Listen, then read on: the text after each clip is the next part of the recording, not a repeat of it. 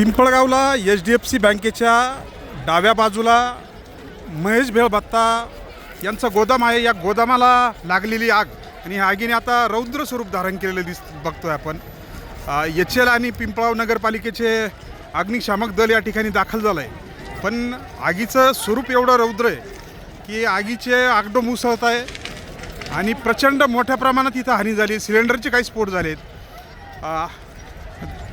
लाकडी खोके बनवण्याची कंपनी आहे, त्यामुळं ते लाकडी जे साहित्य आहे ते आगीच्या भक्ष्यस्थानी आणि ही आग आटोक्याच्या बाहेर जाताना दिसते अग्निशामक दलाच्या. आत्ताच सिलेंडरचा हा पुन्हा एक स्फोट आपण बघतोय आणि असे आगीचे आगडोंब उसळत आहेत. आग ही झपाट्याने पसरते. बघ्यांची गर्दी असल्यामुळे मदत कार्याला अडथळा येतोय.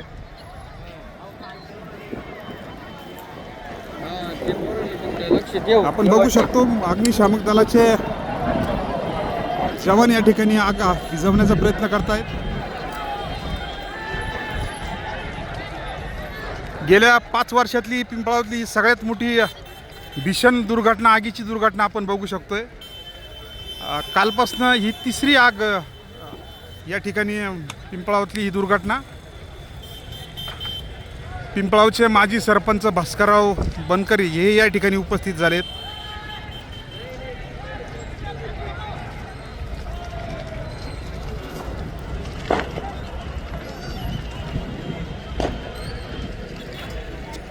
जवळच या ठिकाणी गायत्री हॉस्पिटल, अश्विनी लॅबचा हा परिसर आहे.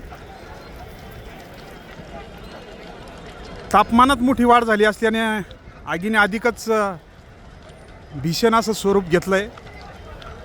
आगीचे उसळणारे हे आगडोंब आणि सर्वांच्या मनाचा हा थरकाप उडवणारा आगीचा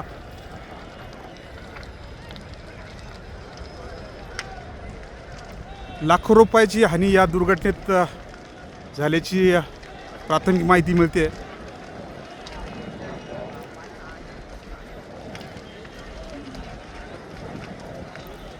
पिंपळगाव शहरात भेळबत्ता बनवण्यात महेश भेळबत्ता ही ज्यांचं एक नावाजलेलं नाव आहे आणि त्यांच्या गोदामाला ही आग लागली. नंतर या आगीने शेजारीच असलेल्या लाकडी पेटांचे साहित्य बनवण्याचं जे दुकान आहे, कारागीर त्यांच्याही तेही लाकडी साहित्य पेट्या या आगीच्या भक्ष्यस्थानी आल्या आहेत. गेल्या अर्ध्या तासापासून ही आग धुमसत आहे आणि ही धुमसणारी आग अक्षरशः सर्वांच्या काळजाचा थरकाप उडवते. या बाजूला ही बघ्यांची गर्दी.